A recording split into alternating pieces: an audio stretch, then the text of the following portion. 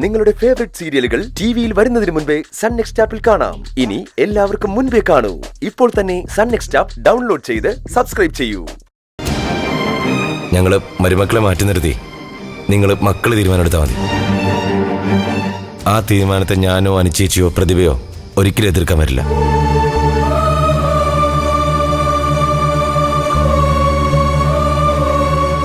അതെ ഏട്ടാ,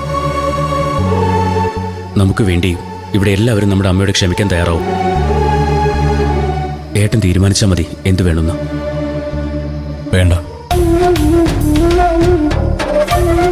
വേണ്ട സത്യ,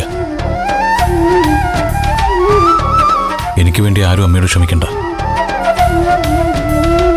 ആരെങ്കിലും അമ്മയെ തിരിച്ചു കൊണ്ടുവരുന്നെങ്കിൽ അതിനെ ഞാൻ എതിർക്കുകയില്ല.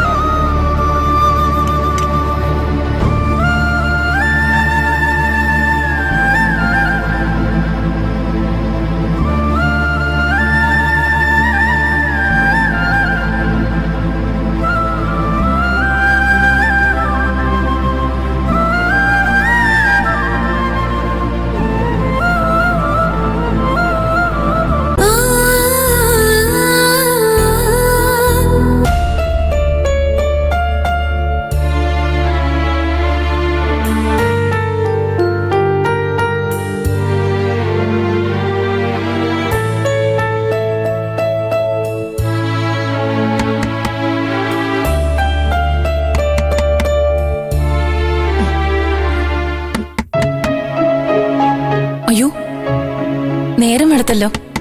നഴ്സായിരിക്കോ ചേരു? അറിയില്ല ചേച്ചി, ചിലപ്പോ വിനയനായിരിക്കും. അല്ല, നീ ഉണർന്നപ്പോ ഞങ്ങളെ വിളിക്കായിരുന്നില്ലേ? ഉറക്കത്തില് ബുദ്ധിമുട്ടിക്കണ്ടെന്ന് കരുതി ചേച്ചി.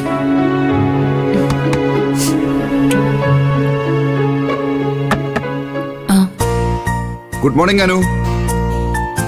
Good morning. Good morning Amala ചേച്ചി. Good morning ചീരോ.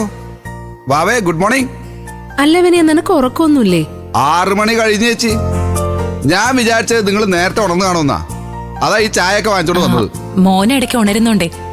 രാത്രി ഉറക്കം കുറവാ വിനയ, അതുകൊണ്ട് പുലരാൻ നേരത്ത് നന്നായെന്ന് ഉറങ്ങിപ്പോയി. അയ്യോ സോറി കേട്ടോ, ഞാൻ നിങ്ങളെ വിളിച്ച് ബുദ്ധിമുട്ടിച്ചല്ലേ. അതൊന്നും സാരല്ല. ചായങ്ങിതാ, ഞങ്ങൾ കുടിച്ചോളാം. മോനിപ്പോ നല്ല ഉറക്കല്ലേ? അവന്റെ അടുത്തേക്ക് ചെന്ന് ഉറക്കം കെടുത്തണ്ട വിനയ. വേണ്ട അല്ലേ? എന്നാ പിന്നെ ഞാൻ പുറത്തിറങ്ങിയേക്കാം.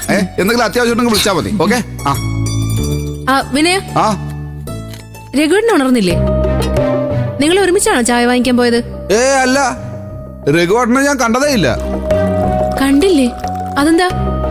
രഘുവേട്ടൻ അതിനു മുമ്പ് എഴുന്നേറ്റ് വീട്ടിൽ പോയോ?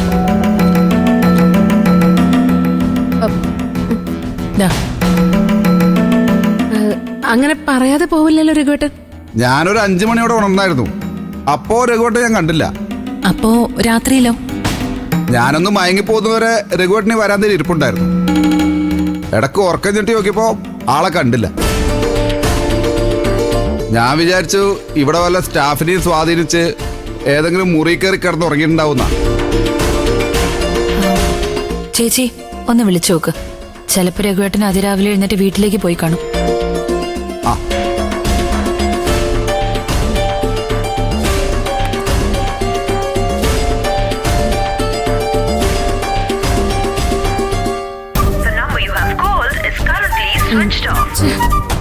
രഘുവേട്ടന്റെ ഫോൺ സ്വിച്ച് ഓഫ് ആണല്ലോ. ഈ രഘുവേട്ടന്റെ ഒരു കാര്യം, ഒരു വ്യവസ്ഥ ഉത്തരവാദിത്വം ഇല്ല. രാത്രി വീട്ടിൽ പോയി കിടന്നോളാം ഞാൻ പറഞ്ഞതാ. ആ ഞാനും പറഞ്ഞ നമ്മൾ ചേച്ചി എന്തിനാ വെറുതെ ഉറക്കം കളയുന്നെന്ന്. പക്ഷേ രഘുവേട്ടൻ ഇവിടെ തന്നെ നിന്നേ പറ്റൂന്നുള്ളൊരു വാശിയായിരുന്നു. രഘുവേട്ടൻ പുറത്തെങ്ങാനും ഇറങ്ങിയതാവും വിനയ. നീ ഒന്നുകൂടെ ഒന്ന് നോക്ക്. കണ്ടില്ലെങ്കിൽ വീട്ടിലെത്തിയൊന്ന് അച്ഛനെ വിളിച്ച് ചോദിക്കാം. ശരി, ഞാൻ ഒന്ന് പോയി നോക്കിയിട്ട് വരാം.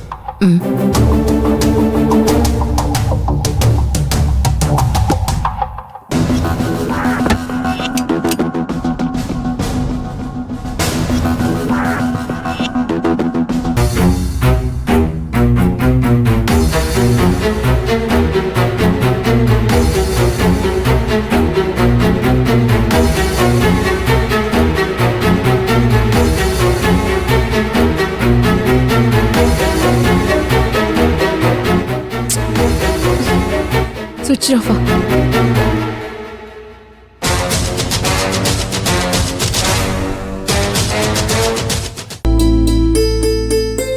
നമുക്ക് എണീക്കാട്ടോ. കൈമാറ്റിക്ക്. ആ വാ പതിയെ. ഓ ഓ വേദനയുണ്ടോ? ആ നേരെ ഇരുന്നേ. ആ ഇങ്ങോട്ട് പതുക്കെ ഇവിടെ ചാരി ഇരുന്നോട്ടോ. അമ്മ പിടിക്കാം. അയ്യോ രഘുവേട്ടന് എന്തിനാ ഇതൊക്കെ എടുത്തു തരുന്നേ? ഞങ്ങൾ എടുത്ത് കഴിക്കില്ലേ? ഇതൊക്കെ റിസ്ക് എടുത്ത് കൊണ്ടുവന്ന് തരുന്നതിന് തന്നെ ഞങ്ങൾ രഘുവേട്ടന്റെ മുമ്പിൽ കൈകൂപ്പണം. ഞാൻ വന്ന് വിളിച്ചില്ലായിരുന്നെങ്കിൽ കുറച്ച് സമയം കൂടി നിങ്ങൾക്ക് ഉറങ്ങാറുന്നല്ലേ? ഏയ് ഞാൻ നേരത്തെ ഉണർന്നായിരുന്നു. അതുകൊണ്ടല്ലേ രഘുവേട്ട് ഫ്ലാസ്ക് എടുക്കാൻ വേണ്ടി വന്ന് വിളിച്ചപ്പോ ഞാൻ പെട്ടെന്ന് വന്ന് ഡോറ് തുറന്നത്. കുടിച്ചേ മോളെ. മിയമോളപ്പോഴും ഉറക്കമായിരുന്നല്ലോ. ഇവളുടെ കാര്യം ഞാൻ പറഞ്ഞേ. മിയമോൾക്ക് അങ്കിൾ ഒന്ന് ഡിസ്റ്റർബ് ആയോ? ഇല്ല.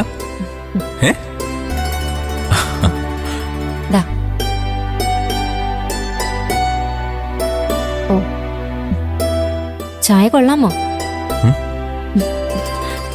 ഉറക്കം പോയാലും ചായ നന്നായിട്ടുണ്ടെന്ന് അവള് പറയുന്നേ. കുടിക്ക്. വിനയൻ ക്യാൻറ്റീനിൽ വരാൻ സാധ്യത ഉള്ളതുകൊണ്ട് ഞാൻ പുറത്തു പോയാ ചായ വാങ്ങിച്ചത്. പിന്നെ ബ്രേക്ക്ഫാസ്റ്റ് നല്ലതാട്ടോ. അധികം വെച്ചിരിക്കാതെ രണ്ടുപേരും കഴിച്ചോ? രണ്ടാമത് പോയിണ്ടെന്ന് കരുതിയിട്ടാവും ബ്രേക്ക്ഫാസ്റ്റ് കൂടി വാങ്ങിച്ചുകൊണ്ട് വന്നല്ലേ. ഇന്നലെ രാത്രി ഇവിടെ നിന്നോണ്ടേ അമ്പിളി എന്നെയും കൂട്ടി ഉടനെ വീട്ടിലേക്ക് പോവും. പിന്നെ ഉച്ചയ്ക്ക് ശേഷവും വരുന്നേ. അതുവരെ നിങ്ങൾ പട്ടിണി കിടക്കണ്ടല്ലോ. ഇനി മുതൽ രഘുവേട്ടന് ആഹാരമായിട്ട് ഇങ്ങോട്ട് വരാതിരിക്കുന്നതായിരിക്കും നല്ലത്.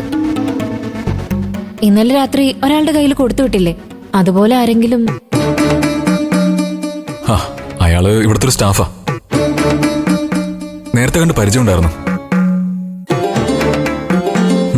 നോക്കട്ടെ വേറെ എന്തെങ്കിലും വഴിയുണ്ടോന്ന്. എന്നാ രഘുവേട്ടൻ പോയിക്കും. കാലത്ത് എന്നെ ഭാര്യ അന്വേഷിക്കില്ലേ?